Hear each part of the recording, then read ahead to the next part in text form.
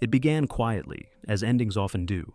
In April 2015, the machines arrived in Morris Plains, New Jersey. Heavy equipment rolled through iron gates that had once welcomed the desperate, the forgotten, and the broken.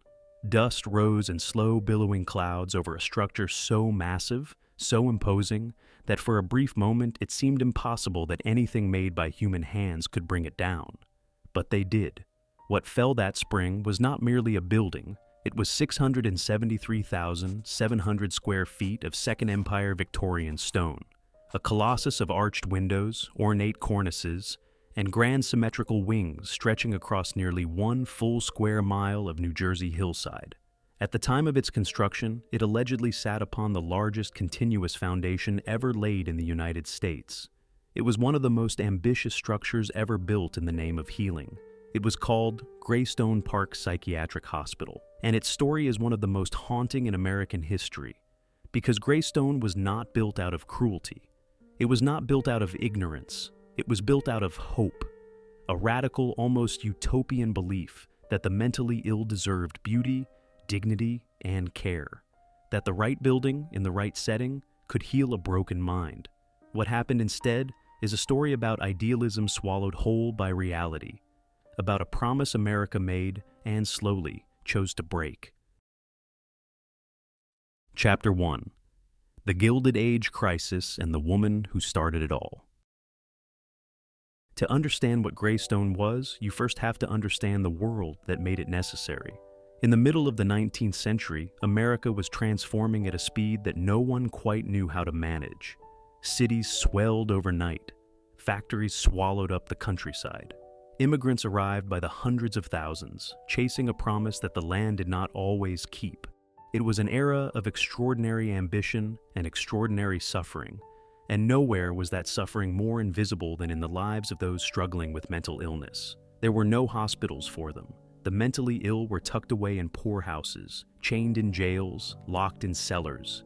They were society's secret, its embarrassment, warehoused out of sight and out of mind. In New Jersey, the situation was particularly grim. The state had exactly one facility for the mentally ill, an overcrowded, overwhelmed asylum in Trenton that had long since collapsed under the weight of more patients than it was ever designed to hold. Into this silence walked Dorothea Dix. Dix was not a physician.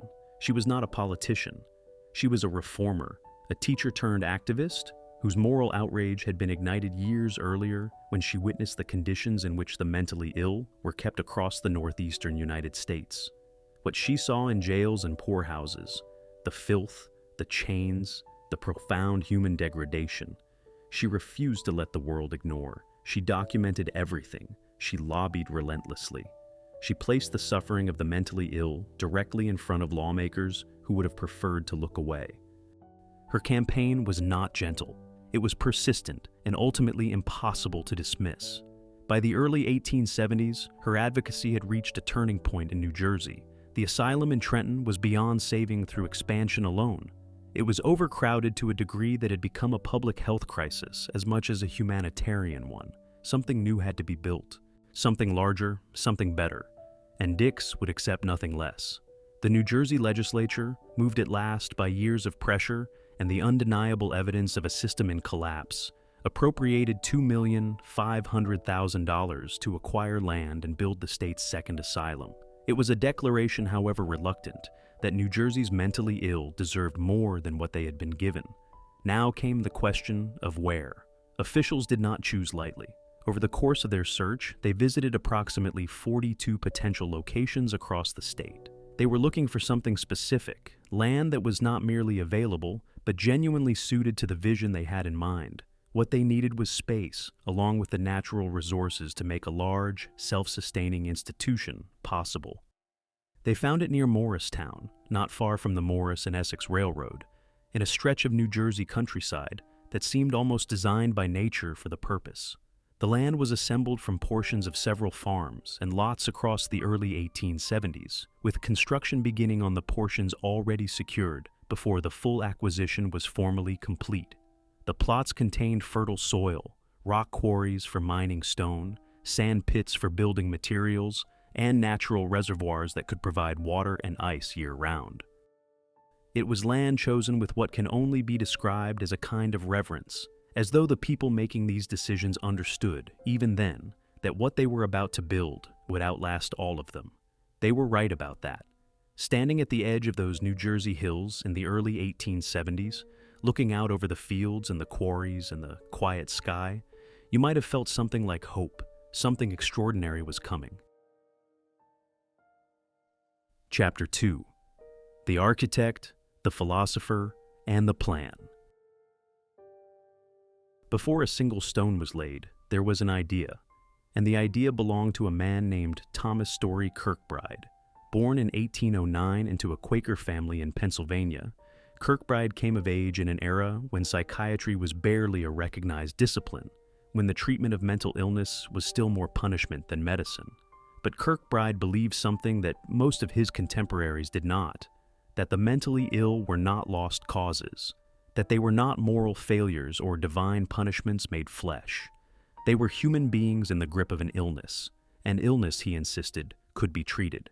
The question was how. Kirkbride's answer was radical in its simplicity. He believed that the environment itself was the cure, that if you placed a suffering mind inside a building designed with beauty, order, light, and dignity, surrounded by open land and clean air, furnished with comfort rather than austerity, that mind stood a genuine chance of healing. He called it moral treatment. Today we might recognize it as an early form of environmental therapy. In the 1800s, it was nothing short of revolutionary. Kirkbride formalized his beliefs into what became known as the Kirkbride Plan, a precise architectural philosophy that outlined exactly how an asylum should be built and operated. The building should be no more than 3 stories tall. It should house no more than 250 patients. Rooms should be light and airy, with no more than 2 patients to a room. The structure itself should follow a linear arrangement, a central administrative core with wings radiating outward on each side, each wing staggered slightly back from the one before it, so that every ward had an unobstructed view of the surrounding landscape. Nature, Kirkbride argued, was not a luxury for the mentally ill. It was part of the treatment. Approximately 60 hospitals across the United States would eventually be built to this design, constructed between 1849 and the late 1880s. Greystone would become one of the largest and most ambitious of them all.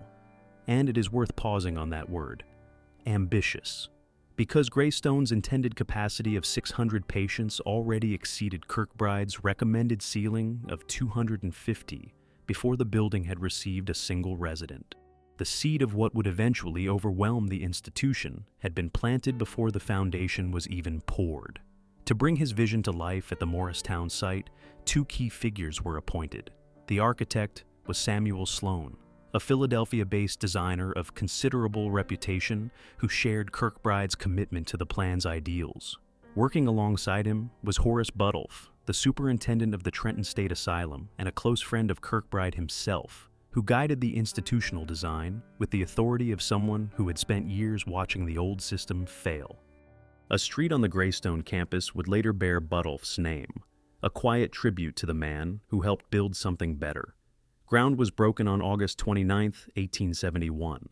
The construction itself was a feat of deliberate craftsmanship. Stone was quarried directly from the campus grounds. Gneiss, pulled from the earth of the very hillside the building would occupy, as though the land itself were contributing to its own transformation. To reduce the risk of fire, a constant and devastating threat in large institutional buildings of the era, the structure was built almost entirely from stone, brick, slate, and iron, with as little wood used as possible. The result was a building of formidable mass and striking visual authority. 4 floors of Second Empire Victorian grandeur, crowned with towers and ornate cornices, its long, symmetrical wings stretching out across the hillside like arms extended in welcome.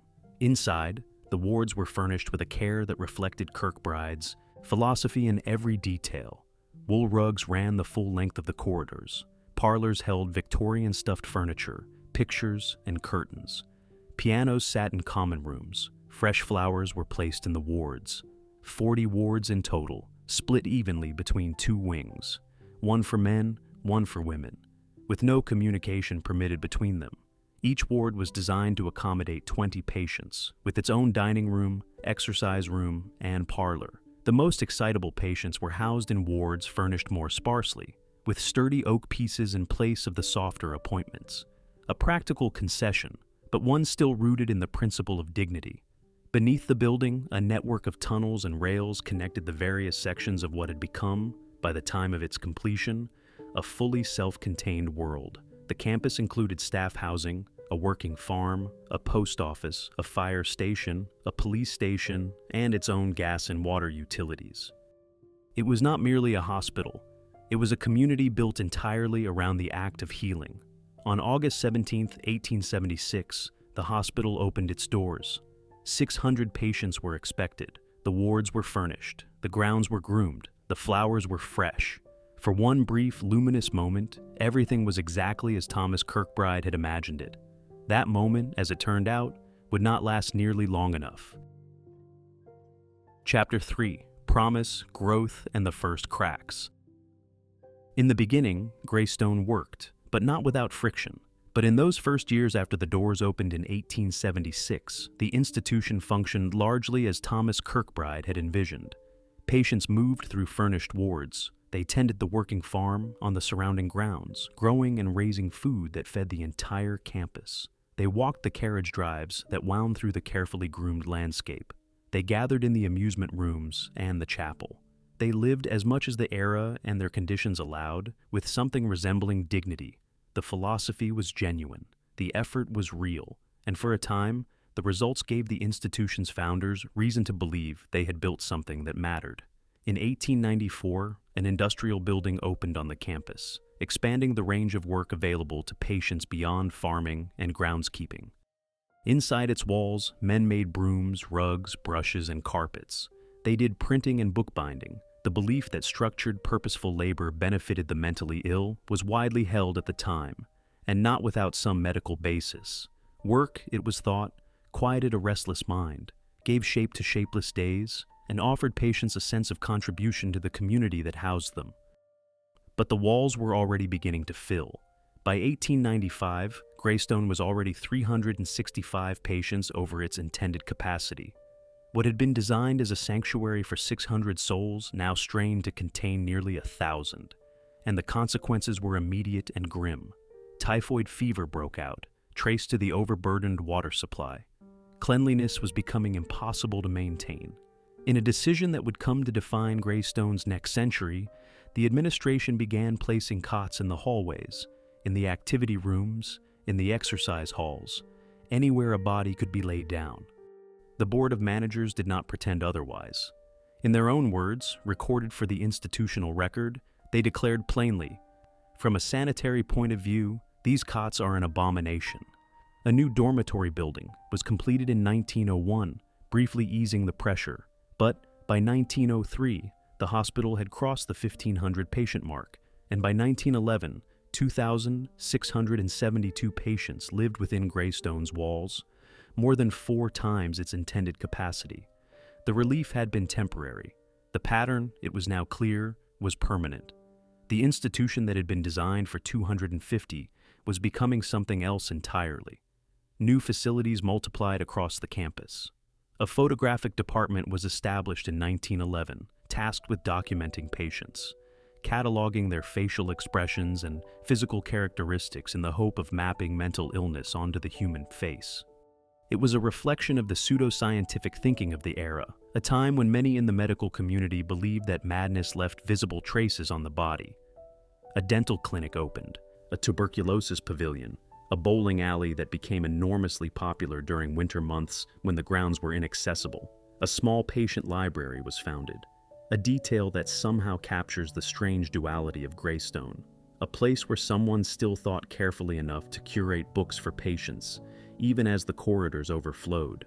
In 1916, women began participating in sewing and arts and crafts programs on the upper floor of the industrial building.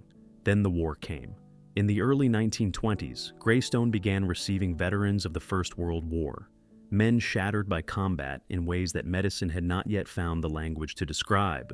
They were listed in institutional records as suffering from various mental diseases.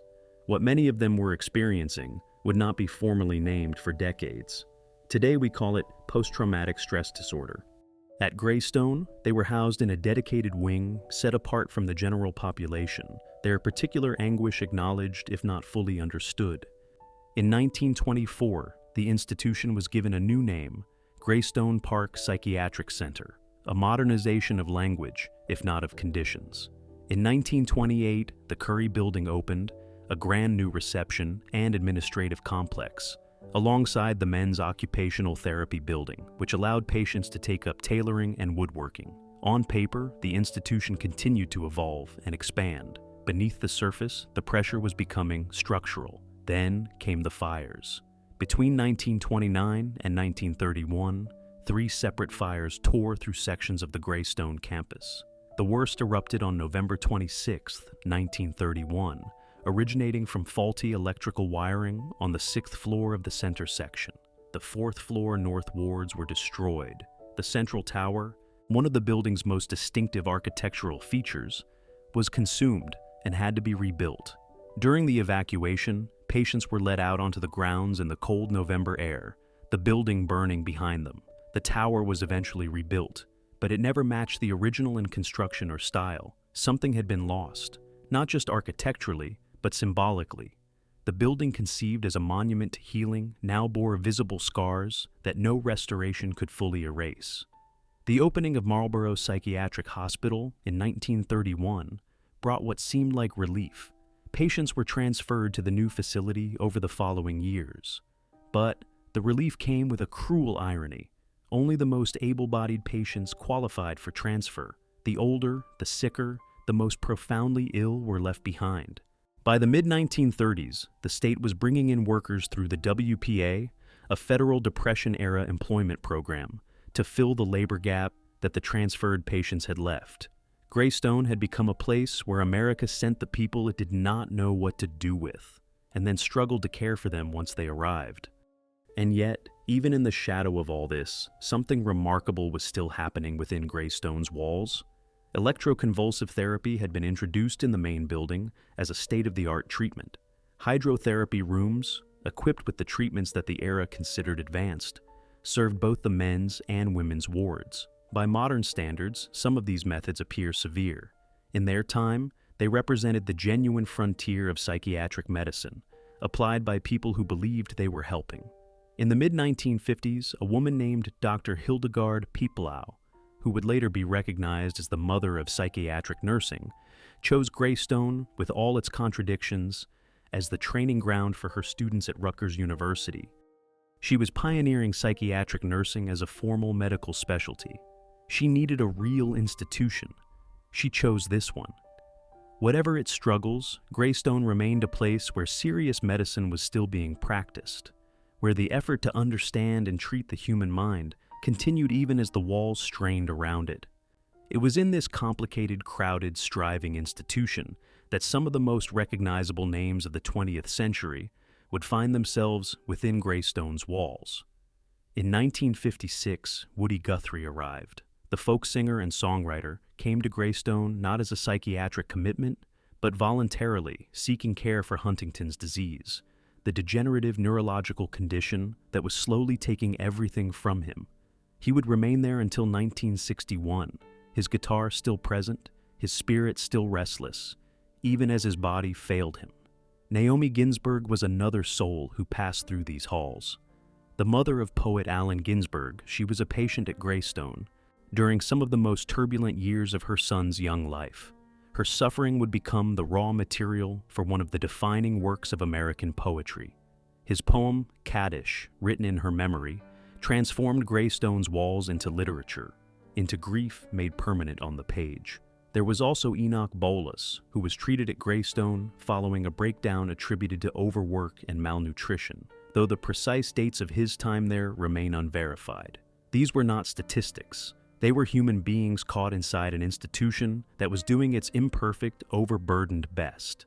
At the height of its population, Greystone would house 7,764 patients within a building designed for fewer than 600. 7,764. Even now, that number is almost impossible to hold in the mind. and the worst was still to come.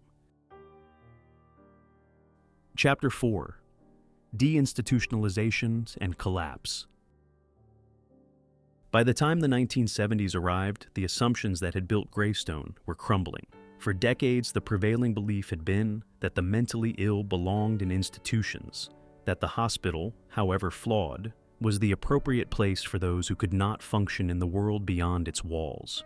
Then, with remarkable swiftness, that belief collapsed. The movement was called deinstitutionalization. The argument was, on its surface, a humane one, that patients were better served living within their own communities, supported by local care networks, than confined in remote and overcrowded hospitals that had long since lost any serious capacity for individual treatment. Two forces made this not just philosophically appealing, but practically inevitable. The first was pharmacological. A new generation of psychiatric medications had fundamentally altered what was possible in the treatment of severe mental illness. Patients who might once have been considered permanent residents of an institution could now, with the right medication, live with considerably more stability in the outside world. The second force was economic.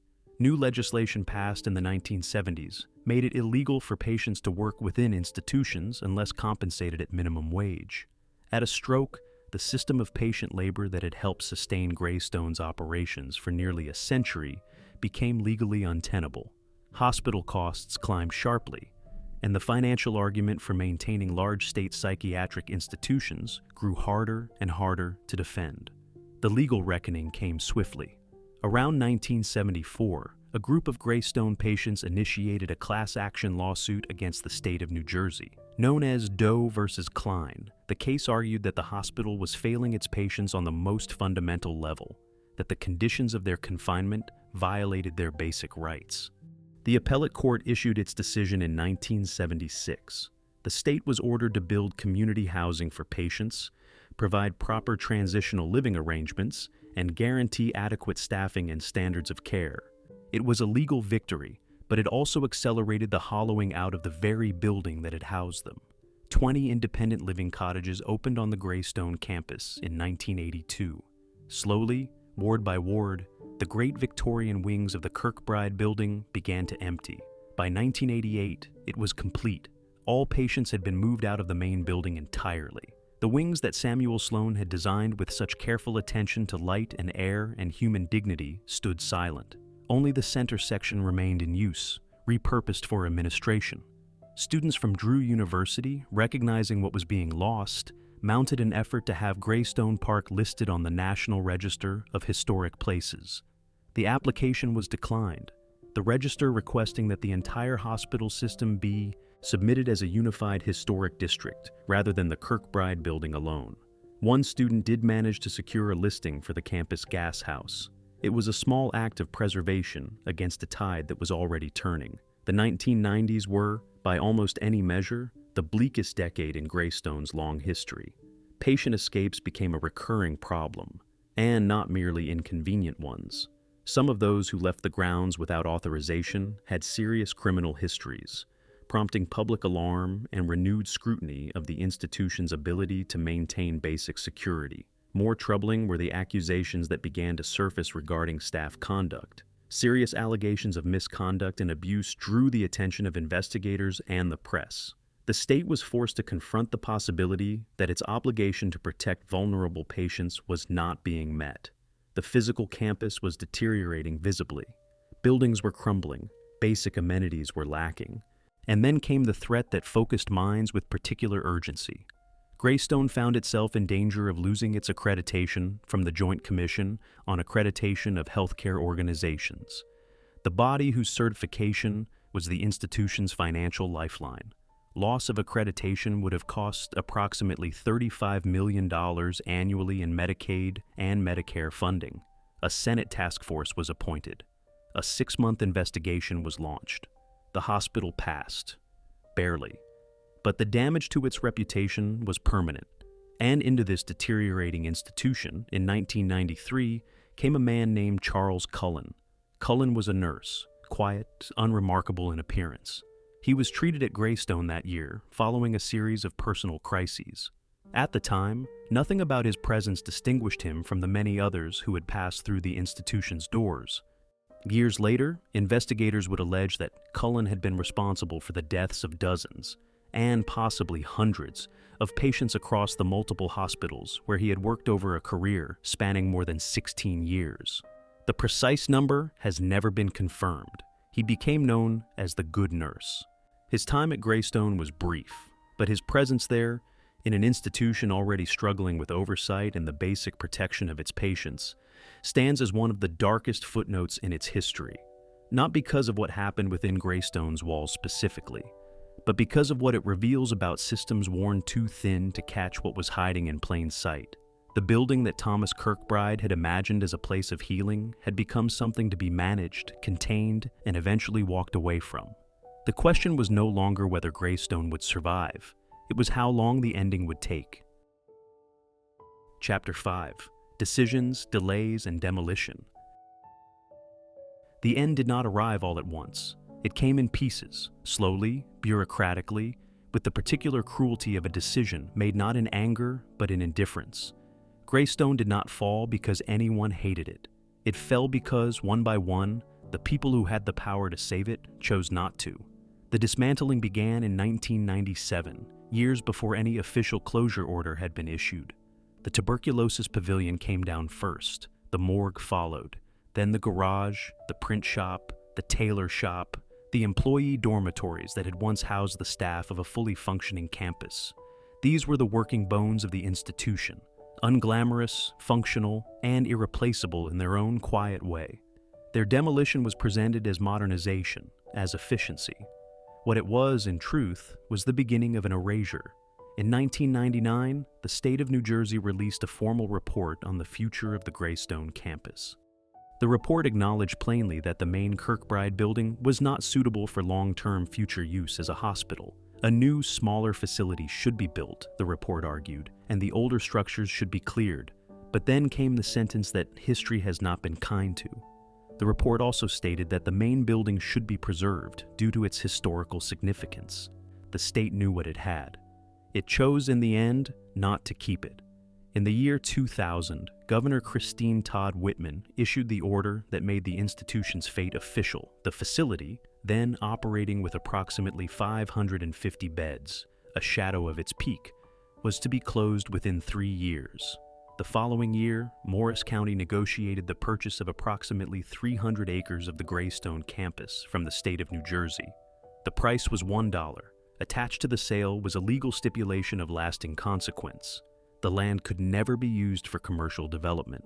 No condominiums, no shopping centers. Its permitted uses were limited strictly to recreation and conservation, historic preservation, or farmland. The land was protected. The buildings were another matter entirely. In 2005, demolition of the secondary structures accelerated. The dormitory building came down.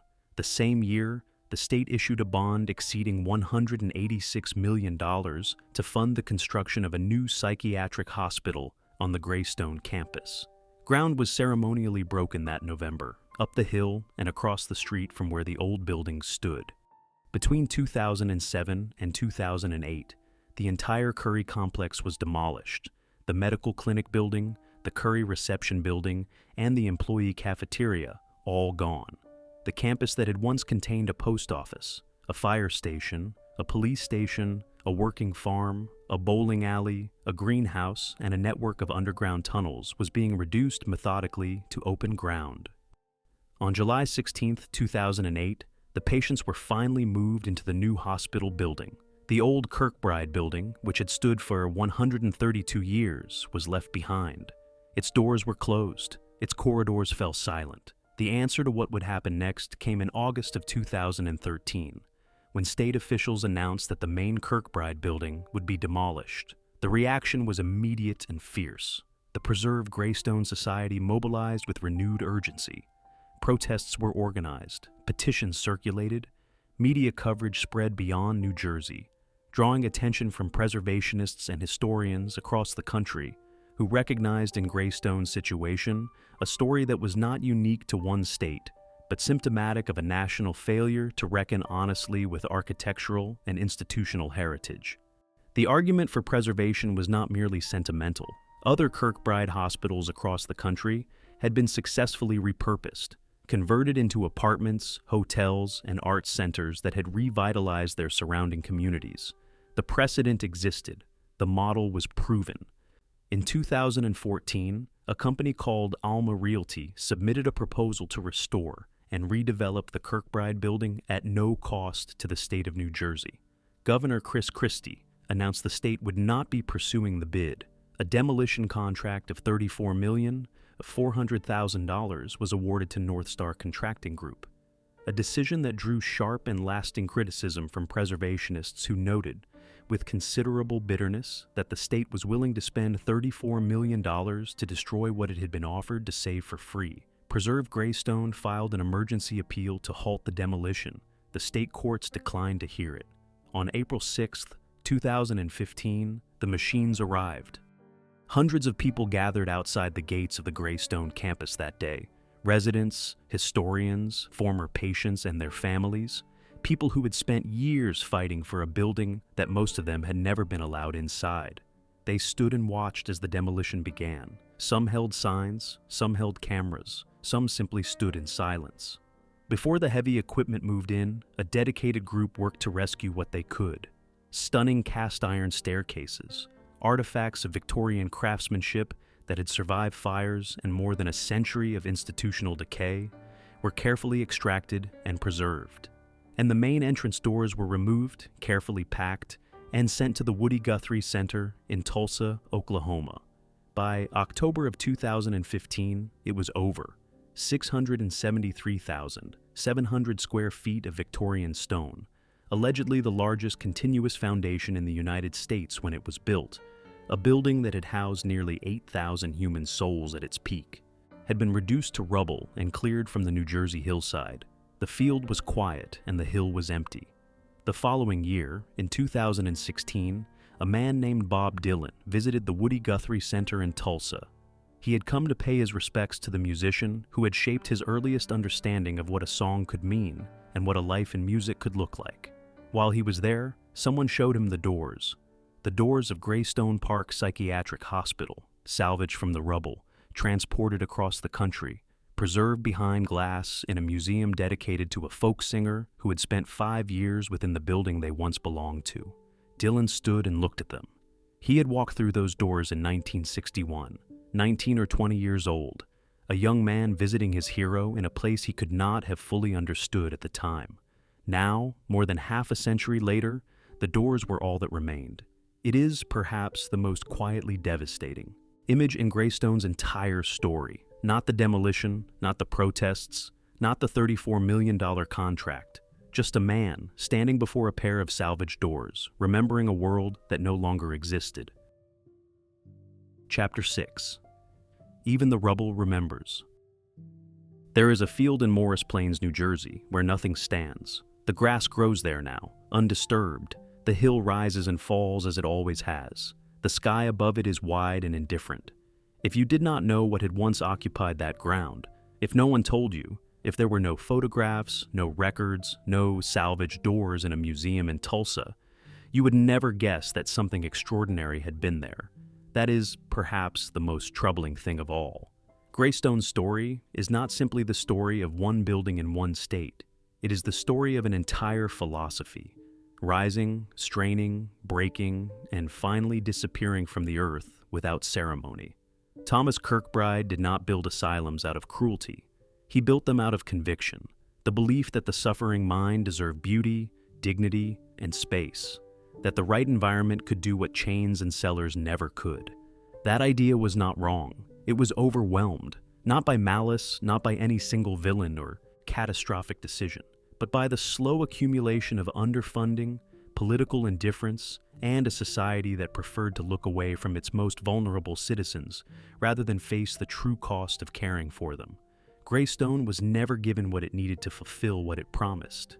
And when it failed, the failure was laid at the building's feet rather than at the feet of those who had refused to properly sustain it.